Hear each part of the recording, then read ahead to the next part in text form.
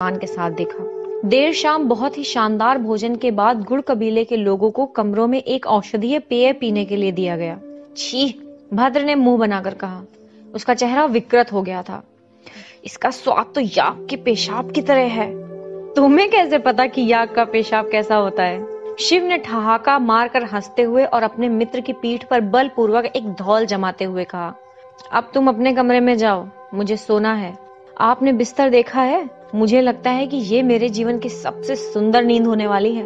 मैंने बिस्तर देखा है बेवकूफ, शिव ने मुंह बनाकर कहा, और अब मुझे उसका आनंद लेना है। तुम बाहर निकलो, अभी, इसी समय। जोर से हंसते हुए भद्र शिव के कमरे से बाहर निकल गया। उस अप्राकृतिक रूप से नरम बिस्तर को लेकर वो अकेला ही उत्साहित नहीं था। उस कबीले के सभी लोग अपने अपने कमरों की ओर रुख कर चुके थे, क्योंकि उन्हें ऐसा महसूस हो रहा था कि उनके जीवन की वो सबसे अच्छी नींद होने वाली थी। वे अचंभे के लिए तैयार थे। शिव अपने बिस्तर पर लगातार इधर से उधर करवटें बदल रहा था। उसे नींद नहीं आ रही थी, इसलिए छटपटाहट थी। उसने नारंगी रंग की धोती पहन रखी थी। उसका बगछाला धुलने के लिए चला गया था। स्वच्छता के कारणों से उसका सूती अंगवस्त्रम दीवार के बगल में रखी एक छोटी कुर्सी पर रखा हुआ था। अधजली बेदम चिलम पास की मेज पर पड़ी हुई थी। ये शापित बिस्तर तो कुछ अधिक ही नर्म है, इस पर सोना तो असंभव है। उसके बाद शिव ने एक झटके में बिस्तर के गद्दे पर बिछी हुई चादर को खींच लिया, उसे फर्श पर बिछाया और लेट गया। ये थोड़ा बेहतर था। नींद चोरी चोरी उसे आगोश में लेती जा रही थी, किंतु उस तरह नहीं जिस तरह अपने घर में लिया करती थी। उसे अपनी झोपड़ी के खुरदरे ठंडे फर्श की कमी खल रही थी। उसे कैलाश पर्वत की कनकनाती हवाओं की कमी खल रही थी, जिनकी उपेक्षा करने का कितना भी दृढ़ प्रयास करे वो अपना एहसास दिला ही जाती थी। उसे अपने बगछाले की आराम पहुंचाने वाली दुर्गंध की कमी खल रही थी। इसमें कोई संदेह नहीं था कि वर्तमान में उसके आसपास की परिस्थितियां अत्यंत ही आरामदायक थीं, किंतु वे अपरिचित एवं अन्य देशीय थीं। हमेशा की तरह उसकी सहज प्रवृत्ति ने सच का बोध कराया। ये कमरे के संबंध में नहीं है, ये तो तुम्हारे स्वयं से संबंधित है। उसके बाद ही शिव को ध्यान आया कि वो पसीने से तर हो रहा था। ठंडी मंद हवा उसके शरीर को छू रही थी, फिर भी वो पसीने से तरबतर होता जा रहा था। ऐसा प्रतीत हो रहा था जैसे वो कमरा घूम रहा हो। उसने अनुभव किया जैसे उसके शरीर से कोई उसे निष्कासित कर रहा हो। उसे ऐसा प्रतीत हो रहा था जैसे उसके शीत दंश युक्त दाएं पांव का अंगूठा आग में दहक रहा हो। संग्राम में लगे घावों के दाग वाला बायां घुटना जैसे खिंचता चला जा रहा हो। उसकी थकी हुई पीड़ित मांसपेशियों को जैसे किसी के अदृश्य हाथ पुनः पुराना स्वरूप प्रदान कर रहे हो। उसके कंधे की हड्डी जो कुछ दिनों पहले जोड़ से उखड़ गई थी और फिर कभी सही तरीके से जुड़ नहीं पाई थी, ऐसा लग रहा था कि जैसे मांसपेशियों को एक ओर ढकेल कर पुनः अपने सही स्थान में जुड़ने का प्रयास कर रही हो। साथ ही मांसपेशी भी जैसे उसे स्थान दे रही हो ताकि वो हड्डी अपना काम पूरा कर सके। उसे सांस लेने में विशेष प्रयास करना पड़ रहा था।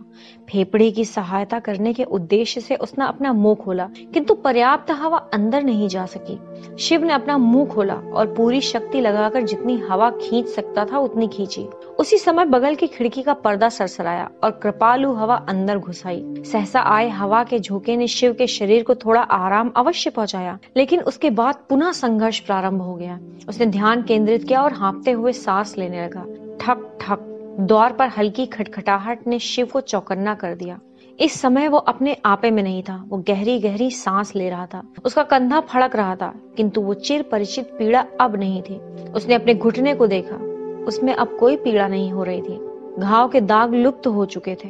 अब भी वो सांस लेने के प्रयास में हाँफ रहा था। उसने झुककर अपने अंगूठे को देखा। शीत दंश का प्रभाव समाप्त हो चुका था। वो अंगूठा पूर्व की भांति अब पूर्ण था।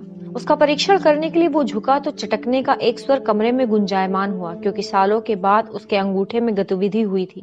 अब भी वो गहरी सांस ले रहा था। साथ ही अपरिचित सिरहन पैदा करती ठंड उसके गले में थी, अत्यधिक ठंड। ठक ठक अब ये खटखटाहट आग्रही थी।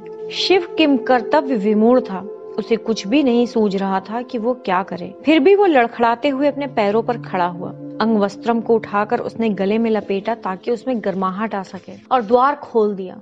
अंधेरे ने उसके चेहरे को ढका हुआ था, किंतु शिव ने भद्र को पहचान ही लिया। हड़बड़ाहट में भद्र फुसफुसाया, शिव, देर रात तक परेशान करने के लिए मुझे क्षमा करें, किंतु मेरी माताजी को अचानक ही तीव्र ज्वर हो गया है। मुझे क्या करना चाहिए? शिव ने सहजता से भद्र के मस्तक को छुआ और बोला, तुम्हें भी ज्वर है?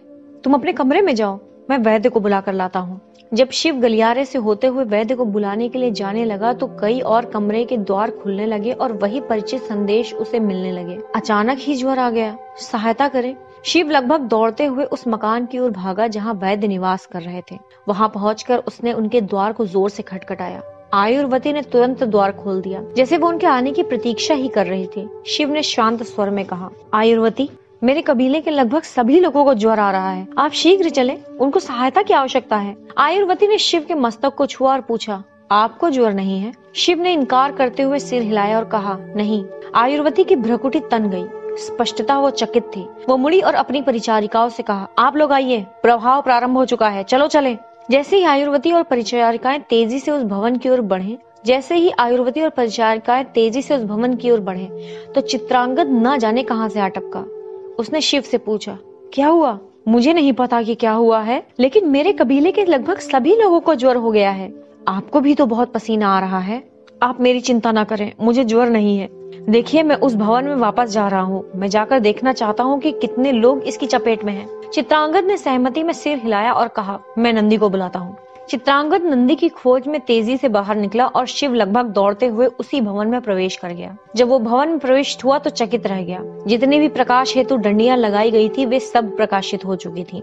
परिचारिकाएं प्रत्येक कमरे में क्रमबद्ध ढंग से जाकर औषधियां दे रही थी और भयभीत रोगियों को समझा रही थी कि उन्हें क्या करना था। प्रत्येक परिचारिका के साथ एक लेखक चल रहा था जो ताड़पत्र से बनी पुस्तिका पर प्रत्येक रोगी का विवरण लिख रहा था। स्पष्ट था कि मेलुहावासी इस प्रकार की आपात स्थिति के लिए पूरी तरह से तैयार थे। आयुर्वती गलियारे के अंत में अपने कूल्हों पर हाथ रखे खड़ी हुई थी, ठीक उसी प्रकार जिस प्रकार एक सेनापति अपनी अत्यंत दक्ष एवं प्रशिक्षित टुकड़ी का पर्यवेक्षण करता है। शिव तेजी से उसके पास गया और उसने पूछा, दूसरे और तीसरे तल पर लोगों का क्या होगा? बिना उसकी ओर मुड़े ही आयुर्वती ने उत्तर दिया, परिचारिकाएं मकान में सभी स्थानों में पहुंच चुकी हैं। मैं ऊपर के माले पर तब जाऊंगी जब इस तल पर सब कुछ सामान्य हो जाएगा। अगले आधे घंटे में हम सभी बीमारों का परीक्षण कर लेंगे। आप लोग असाधारण रूप से प्रभावी हैं, किंतु मैं ईश्वर से प्रार्थना करता हूँ कि सभी लोग भले चंगे हो जाएं। चिंतित शिव ने कहा। अब की बार आयुर्वती शिव की ओर मुड़ी। उसकी भौहें तनिक ऊपर हुई और उसके गंभीर चेहरे पर विजयी मुस्कान के संकेत दिखाई दिए। उसने कहा, आप चिंता न करें, हम मेलुहावासी हैं। हम लोग किसी भी प्रकार की आपात स्थिति से निपटने में सक्षम हैं। सभी लोग स्वस्थ हो जाएंगे। क्या मैं आपकी सहायता करने के लिए कुछ कर सकता हूँ? शिव का स्वर गंभीर था। जी हाँ, कृपया जाकर स्नान कर लीजिए। आयुर्वती ने सपाट स्वर में कहा। क्या? शिव चौंक पड़ा। कृपया जाकर स्नान कर लीजिए, अभी इसी समय। आयुर्वती ने यह कहते हुए पुनः अपनी टोली की ओर ध्यान दिया। कृपया सब लोग याद रखें कि 15 वर्ष से कम आयु के सभी बच्चों के मुंडन होने हैं। मस्तक, आप कृपया ऊपर जाएं और द्वितीयक औषधि की खुराक देने का कार्य प्रारंभ करें। मैं 5 मिनट में वहां पहुंच जाऊंगी। जैसी आपकी आज्ञा देवी, उस नवयुवक ने कहा और तेजी से पग धरता आगे बढ़ गया। उसके पास कपड़े का एक बड़ा सा थैला था, संभवतः उसी में औषधि थी। आप अभी भी यहीं खड़े हैं? आयुर्वती ने पूछा, क्योंकि उसने देखा कि शिव वहां से नहीं गया था। शिव ने अपने बढ़ते क्रोध पर नियंत्रण रखते हुए नरमी से कहा, मेरे स्नान करने से क्या अंतर पड़ जाएगा? मेरे लोग मुश्किल में हैं, मैं उनकी मदद करना चाहता हूँ। मेरे पास ना तो समय है और ना ही धैर्य कि आपसे बहस कर सकूं। आप अभी जाएंगे और स्नान करेंगे। स्पष्ट रूप से आयुर्वती ने अपने क्रोध को छुपाने की कोई चेष्टा नहीं की थी। शिव ने घूरकर आयुर्वती को देखा। उसे अपने मुंह से निकलने वाले शापित वचन को न बोलने के लिए अत्यधिक चेष्टा करनी पड़ी। उसकी भींची हुई मुट्ठियां आयुर्वती से बहस करने का संकेत दे रही थी, परंतु वो एक स्त्री थी। आयुर्वती ने भी शिव को घूर कर देखा। उसके निर्देश का पालन अक्षरशः किया जाता था। वो एक वैद्य थी। यदि उसने किसी बीमार को कुछ करने के लिए कहा तो उसे आशा थी कि वो बिना किसी प्रश्न के उसकी बात पर अमल करेगा, परंतु अपने सुदीर्घ अनुभव में उसे शिव जैसे रोगियों से भी वास्ता पड़ा था, विशेषकर आभिजात्य वर्गों से। ऐसे रोगियों को कारण बताकर संतुष्ट करना पड़ता था, उन्हें निर्देश देने से काम नहीं चलता। और ये तो एक साधारण अप्रवासी था, न कि कोई कुलीन व्यक्ति। अपने आप को कठिनाई से नियंत्रित करते हुए आयुर्वती ने कहा, शिव, आप पसीने से तर हो। यदि आप इसे धोएंगे नहीं तो ये प्राण हारक सिद्ध हो सकता है। कृपया मुझ पर भरोसा रखें। यदि आप स्वयं ही जीवित न रहे तो अपने कबीलों के लोगों की मदद नहीं कर सकेंगे। चित्रांगद ने जोर से दरवाजा खटखटाया। बुरा भला कहते हुए अलसाई आंखों के साथ नंदी उठा। उसने झटके के साथ द्वार खोला और गुर्राया, ये अवश्य ही महत्वपूर्ण होना चाहिए, वरना। शीघ्र आइए, शिव के कबीले वाले बीमार पड़ गए हैं। अभी से ही? किंतु ये तो पहली ही रात्रि है। नंदी ने चिल्लाकर अपना अंगवस्त्रम उठाते हुए कहा, चलो चले। स्नान करने के लिए स्नान घर एक अजनबी स्थल प्रतीत हुआ। शिव को सर्द मानसरोवर झील में डुबकी लगाकर नहाने की आदत थी, और वो भी महीने में केवल 2 बार। वो स्नान घर उसे असाधारण रूप से संकीर्ण अनुभूत हुआ। उसने दीवार पर लगे जादुई यंत्र को घुमाया ताकि पानी का बहाव तेज हो जाए। उसने उस अनजानी टिकिया को अपने शरीर पर मला ताकि शरीर स्वच्छ हो जाए, जिसे मेलुहावासी साबुन कहते थे। आयुर्वती ने स्पष्ट कर दिया था कि साबुन लगाना आवश्यक था। उसने स्नान करने के बाद उस यंत्र को बंद किया और तौलिया उठा लिया। जब वो तौलिए से अपने शरीर को रगड़ रगड़ कर साफ करने लगा तो उसे पुनः बड़ी तीव्रता से वही रहस्यात्मक अनुभूति होने लगी जो कुछ घंटे पहले हुई थी, जिसकी उस समय उसने उपेक्षा कर दी थी। उसके कंधे अब नवीन से कहीं श्रेष्ठ अनुभूत हो रहे थे। उसने विस्मय से झुककर अपने घुटने को देखा। कोई पीड़ा नहीं थी, कोई दाग नहीं था। उसने आश्चर्यचकित हो अपने पैर के अंगूठे को देखा जो पूरी तरह स्वस्थ हो चुका था। इतना ही नहीं, बल्कि उसके बाद उसे एहसास हुआ कि उसके शरीर के कुछ अंग ही नहीं बल्कि उसका समस्त शरीर ही नवजीवन का अनुभव कर रहा था। पुनः युवा हो चुका था और पहले से भी अधिक शक्तिशाली महसूस कर रहा था। यद्यपि उसका गला अब भी असह्य रूप से ठंडा था। ये क्या तमाशा हो रहा है?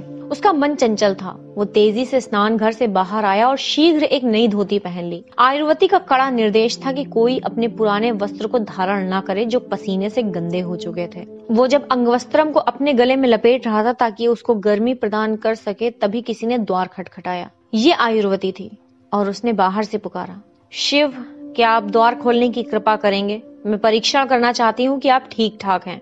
शिव ने द्वार खोल दिया। आयुर्वती ने अंदर प्रवेश किया और शिव के शरीर के ताप का परीक्षण किया। उनका ताप सामान्य था। आयुर्वती ने सिर हिलाया और कहा, आप स्वस्थ प्रतीत होते हैं और आपके कबीले वाले भी शीघ्रता से भले चंगे होते जा रहे हैं। संकट के क्षण बीत गए हैं। शिव ने कृतज्ञतापूर्ण मुस्कान के साथ कहा, आपके दल की कार्यकुशलता एवं सक्षमता को बहुत बहुत धन्यवाद। मुझे सचमुच में बहुत खेद है कि मैंने आपसे अनावश्यक ही तर्क वितर्क किया। वास्तव में वो अनावश्यक था, क्योंकि आप हमारे भले के लिए ही सब कुछ कर रही थी। आयुर्वती ने ताड़पत्र की पुस्तक से दृष्टि हटाकर हल्के से मुस्कुराकर ऊपर की ओर देखा और अपनी भौहें उचकाकर कहा, शालीन, क्या हम ऐसे हैं? मैं उतना भी अक्खड़ नहीं हूँ जितना आप समझ रही हैं। शिव ने हल्की मुस्कान के साथ कहा, आप लोग कुछ अधिक ही सौम्य हैं। आयुर्वती ने जैसे ही शिव को देखा तो वो उन्हें देखती ही रह गई। उसका चेहरा भावहीन हो चुका था और सहसा उसे कुछ सुनाई भी नहीं दे रहा था। वो इससे पहले इस बात पर गौर क्यों नहीं कर सकी? उसने कभी भी लोक कथा पर विश्वास नहीं किया था। क्या वो मानव जाति में प्रथम होगी जो इस सत्य को सच होते देखेगी? अत्यधिक दुर्बलता से हाथ के संकेत करके उसने बुदबुदाते हुए पूछा, आपने अपने गले को क्यों बांध रखा है? ना जाने क्यों इसमें अत्यधिक ठंड की अनुभूति हो रही है। क्या ये सचमुच ही चिंता का विषय है? शिव ने अपने अंगवस्त्रम को हटाते हुए पूछा। उस शांत कमरे में आयुर्वती की चीख गुंजायमान हो गई। चीखते ही सहसा उछलकर वो पीछे हो गई। बड़ा सदमा लगे किसी मनुष्य की भांति उसके हाथ मुंह पर थे, जैसे उसे विश्वास नहीं हो रहा हो, और उसके हाथ से ताड़पत्र छूटकर कमरे के अंदर बिखर गए थे। उसके घुटने इतने निर्बल हो गए थे कि उसके लिए खड़ा होना कठिन जान पड़ रहा था। वो अपनी पीठ के सहारे पीछे दीवार पर धम्म से टिक गई, किंतु उसकी आंखें अब भी शिव पर टिकी हुई थी। उसकी गर्वीली आंखों से अश्रुधारा बहने लगी। वो लगातार इन्हीं शब्दों का उच्चारण करती जा रही थी, ओम ब्रह्माय नमः, ओम ब्रह्माय नमः। क्या हुआ? क्या कोई गंभीर बात है? चिंतित शिव ने पूछा।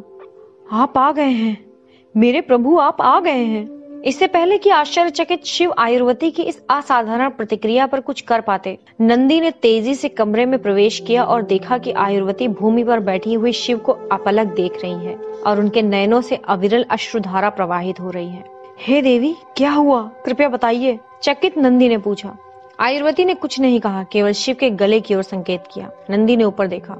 शिव का गला रहस्यमयी तेजस्वी नीला दिख रहा था। पिंजरे से मुक्ति के समय किसी पशु के मुख से जैसी चीख निकलती है, ठीक वैसी ही चीख उसके मुख से निकली और उसने भी अपने घुटनों के बल धम्म से गिरकर कहा, मेरे प्रभु, आप आ गए हैं। नीलकंठ आ गए हैं। अधिपति नंदी सम्मान पूर्वक नीचे झुका और नीलकंठ के चरणों में भक्ति पूर्वक सिर नवाते हुए स्पर्श करने को हुआ तो उसके प्रार्थनीय पीछे हट गए। वो संभ्रमित और उद्विग्न था। उसे समझ में नहीं आ रहा था कि क्या हो रहा है। आखिर ये सब क्या बकवास हो रहा है? उसने क्रोध पूर्वक पूछा। अपनी बर्फीली गर्दन पर एक हाथ रखते हुए वो मुड़ा और उसने दीवार पर टंगी तांबे की परिष्कृत प्लेट की ओर देखा और फिर उसने उस नीलकंठ, उस नीले गले के प्रतिबिंब को देखा तो स्वयं उस अचंभे से स्तब्ध रह गया। द्वार की चौखट को सहारे के लिए पकड़े चित्रांगद एक बच्चे की भांति ये कहते हुए रोने लगा, हम लोग बच गए, वे आ गए हैं। अध्याय 2, पवित्र जीवन की भूमि। कश्मीर का राज्यपाल चेनरध्वज समस्त विश्व में यह प्रसारित करना चाहता था कि उसकी राजधानी में नीलकंठ प्रकट हुए थे, न कि तक्षशिला, करचप या लोथल के सीमांत नगरों में, बल्कि उसके अपने श्रीनगर में। किंतु मेलुहा की राजधानी अर्थात देवताओं के निवास स्थल देवगिरी से संदेशवाहक पक्षी ने तत्काल ही आगमन कर लिया था।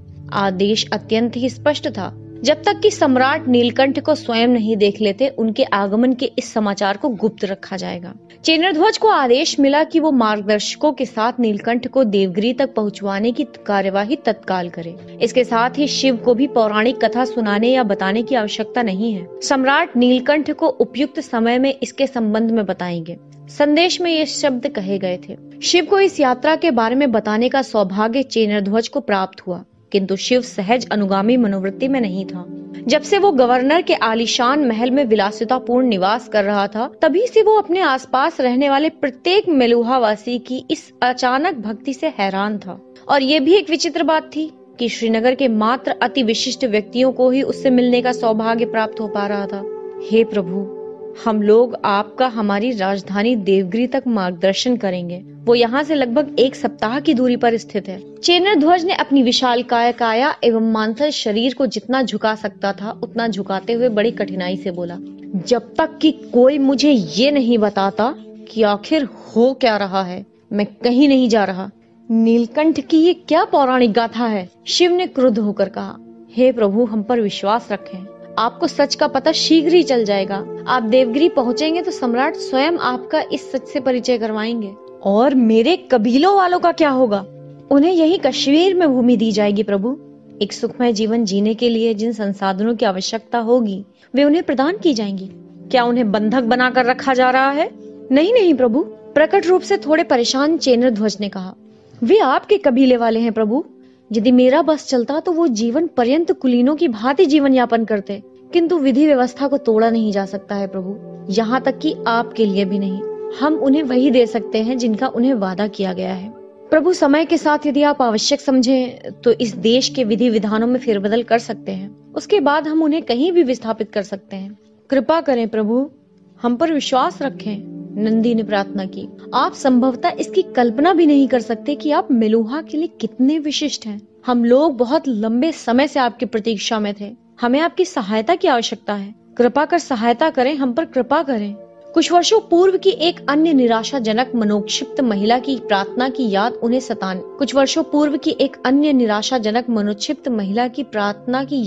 सताने लगी तो वो चुप्पी के आगोश में समा गया। तुम्हारा प्रारब्ध इन विशाल पर्वतों से भी विशाल है। ये सब बकवास है। मैं किसी प्रारब्ध का पात्र नहीं हूँ। यदि इन लोगों को मेरे पापों का पता होता तो ये तत्क्षण ही ये सब बंद कर देते। शिव ने मन ही मन सोचा और भद्र से कहा, भद्र, मुझे कुछ भी समझ नहीं आ रहा है कि मैं क्या करूं। शिव अपने मित्र के साथ डल झील के किनारे राजसी बाग में बैठा हुआ था।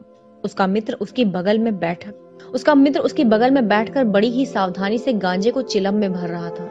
जब भद्र जान फूकने के लिए आग जलाने वाली तीली को चिलम के पास ले जा रहा था तो शिव ने अपना धैर्य खो दिया। ये तुम्हारे बोलने के लिए इशारा था बेवकूफ। नहीं, दरअसल ये मेरे लिए इशारा था कि मैं आपको चिलम दे दूं। शिव, तुम मुझे परामर्श क्यों नहीं देते? शिव ने व्यथित होकर पूछा। हम लोग अभी भी वही पुराने मित्र हैं जिन्होंने कभी भी बिना एक दूसरे से विचार विमर्श के कोई काम नहीं किया। भद्र मुस्कुराया। नहीं, अब हम नहीं हैं। अब आप हमारे मुखिया हैं। कबीले वाले आपके निर्णयों के अनुसार जीवन जीते हैं और उनके लिए प्राण भी दे सकते हैं। ये किसी व्यक्ति के प्रभाव से भ्रष्ट नहीं किया जा सकता है। हम लोग प्रकृति वालों की तरह नहीं हैं, जहाँ परिषद के सबसे मुखर वक्ता की बात उनके मुखिया को भी सुननी पड़ती है। हम गुण वालों के मध्य केवल हमारे प्रमुख की बुद्धिमत्ता ही सर्वोत्तम है। यही हमारी परंपरा है। शिव ने रोष में भौहें चढ़ाकर कहा, कुछ परंपराएं तोड़ी भी जा सकती हैं। भद्र ने चुप्पी साधे रखी। अपने हाथ आगे बढ़ाकर शिव ने झपट कर भद्र से चिलम ले ली। उसने एक गहरा कश लिया ताकि गांजे की दानशीलता का प्रभाव उसके शरीर में प्रभावी हो सके। मैंने नीलकंठ की पौराणिक कथा के बारे में केवल एक पंक्ति सुनी है, भद्र ने कहा। ऐसा प्रतीत होता है कि मेलुहा बहुत गहरे संकट में है और केवल नीलकंठ ही उसे इस संकट से उबार सकते हैं। लेकिन मुझे ऐसा कोई संकट दिखाई नहीं पड़ता है। सब कुछ बहुत अच्छी तरह से चल रहा प्रतीत होता है। यदि वे सही में संकट देखना चाहते हैं तो इन्हें हमें अपने देश में ले जाना चाहिए। भद्र हल्के से मुस्कुराया और बोला, लेकिन ये नीले गले वाली क्या बात है जिसके कारण इन्हें ऐसा विश्वास है कि आप इन्हें संकट से उबार सकते हैं? काश मुझे पता होता। ये लोग हमसे बहुत ही अधिक विकसित हैं और इसके बावजूद ये लोग मेरी पूजा कर रहे हैं जैसे मैं कोई भगवान हूँ, केवल इस धन्य नीले गले के कारण। जो भी कहिए, मुझे ऐसा लगता है कि इनकी औषधियाँ जादुई हैं। क्या आपने महसूस किया कि मेरे पीछे का कुबड़ थोड़ा कम हो गया है? हाँ, ऐसा ही लगता है। इनके वैद्य सचमुच ही गुणी हैं। आपको पता है, इनके वैद्यों को ब्राह्मण कहा जाता है, जैसे आयुर्वती। शिव ने भद्र को चिलम वापस देते हुए पूछा। हाँ, लेकिन ब्राह्मण केवल लोगों को रोगों से छुटकारा ही नहीं दिलाते, वे शिक्षक, वकील, पुजारी भी होते हैं। बल्कि यूं कहा जाए कि वे सभी प्रकार के बुद्धिजीवी व्यवसाय में होते हैं, प्रतिभावान लोग लगते हैं। नाक सुड़कते हुए शिव ने कहा, इतना ही नहीं है। भद्र ने एक गहरा कश लेने के मध्य में कहा, इनके पास विशिष्टता की अवधारणा है और इसलिए ब्राह्मणों के अतिरिक्त एक ऐसा समूह है जिन्हें क्षत्रिय कहा जाता है, जो योद्धा और शासक होते हैं। यहाँ तक कि औरतें भी क्षत्रिय हो सकती हैं। वाकई ये लोग सेना में औरतों को रखने की अनुमति देते हैं। वैसे देखने पर क्षत्रिय औरतें कम ही दिखाई पड़ती हैं, लेकिन हाँ, ये लोग औरतों को सेना में रखने की अनुमति देते हैं। ओहो, इसलिए इसमें चकित होने वाली बात नहीं है कि ये लोग गहरे संकट में हैं। दोनों मित्र मेलुहा वासियों की इस विचित्र प्रथा पर दिल खोलकर हंसे। अपनी कहानी जारी करने से पहले भद्र ने एक और कश लिया और कहा, और उसके बाद आते हैं वैश्य, जो कारीगर, व्यापारी और उद्योग से जुड़े लोग होते हैं, और अंत में आते हैं शूद्र, जो किसान और मजदूर होते हैं। और एक बात ये भी अजीब है कि एक जाति के लोग दूसरी जाति के काम नहीं कर सकते। जरा रुकना, शिव ने भद्र को मध्य में ही रोकते हुए पूछा। इसका मतलब ये है कि चूंकि तुम योद्धा हो तो तुम्हें बाजार में व्यापार करने की अनुमति नहीं होगी? जी हाँ, ये तो बड़ी बेवकूफी है। तुम मेरा गांजा कैसे ला पाओगे? आखिरकार यही तो एक वस्तु है जिसके लिए तुम उपयोगी हो। ये कहकर शिव भद्र के मजाक भरे मुक्के से बचने के लिए एक और झुक गया। ठीक है, आराम से। वो हंसा और उसने हाथ बढ़ाकर भद्र से चिलम ले लिया और एक गहरा कश खींचा। हम लोग वो सब बातें कर रहे हैं, उस एक बात को छोड़कर जिसके बारे में हमें बात करनी चाहिए। शिव एक बार पुनः गंभीर हो गया। इनके तरीके सही में विचित्र हैं, लेकिन अब मुझे क्या करना चाहिए? आप क्या करने की सोच रहे हैं? शिव ने दूर उस बाग में अपनी दृष्टि घुमाई, जैसे कोने में खिले गुलाब के फूल को देख रहा हो। मैं एक बार फिर से भागना नहीं चाहता। क्या? भद्र ने शिव की उस संतप्त फुसफुसाहट वाले स्वर को न सुनने के कारण पूछा। मैंने कहा, शिव ने दोबारा थोड़ा ऊंचे स्वर में बोलकर कहा, कि मैं दोबारा भागने के अपराध बोध को सहन नहीं कर पाऊंगा। वो आपका दोष नहीं था। हाँ, वो मेरा ही दोष था। भद्र चुप्पी लगा गया। इसके बाद कुछ भी नहीं था जो कहा जा सकता था। अपनी आंखों को ढकते हुए शिव ने गहरी सांस लेते हुए पुनः दोहराया, हाँ, वो मेरा ही दोष था। भद्र ने अपने मित्र के कंधे पर हाथ रखकर बड़ी ही नम्रता से दबाया ताकि वो दुखदाई क्षण निकल जाए।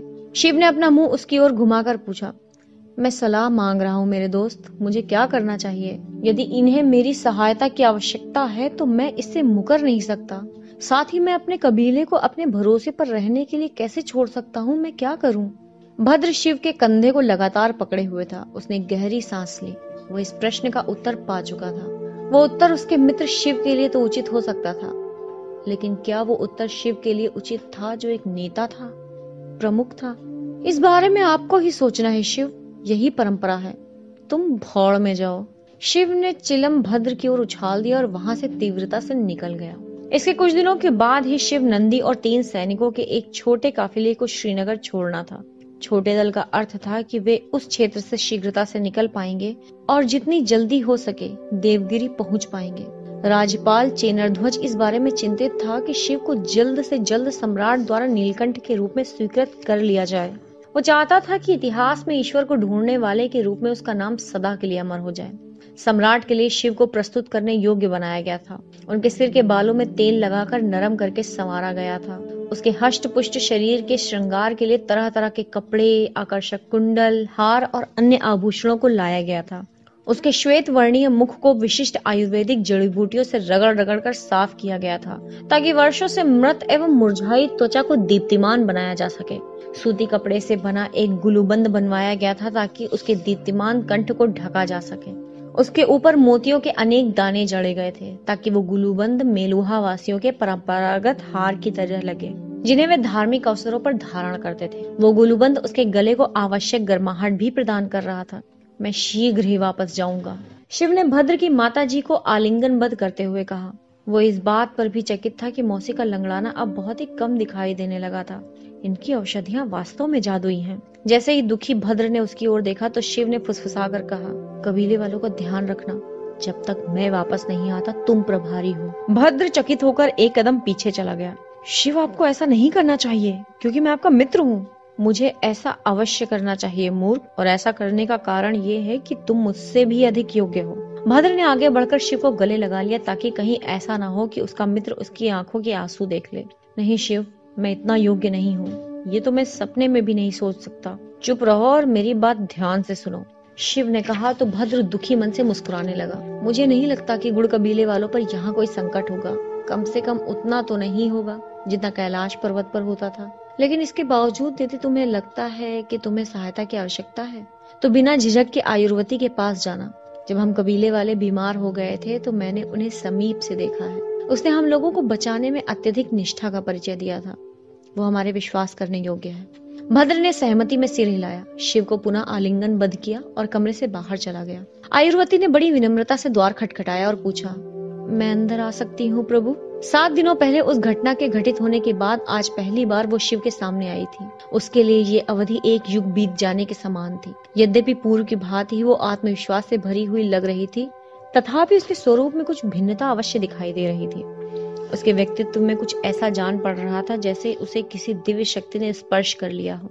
आइए आयुर्वती, और कृपया ये प्रभु कहना छोड़ दीजिए। मैं अब भी वही असभ्य अप्रवासी हूँ जिससे आपकी भेंट कुछ दिनों पहले हुई थी। उस टिप्पणी के लिए मुझे क्षमा करें प्रभु, वैसा कहना मेरी गलती थी, और उसके लिए आप जो भी दंड मुझे देना चाहे मुझे वो स्वीकार्य है।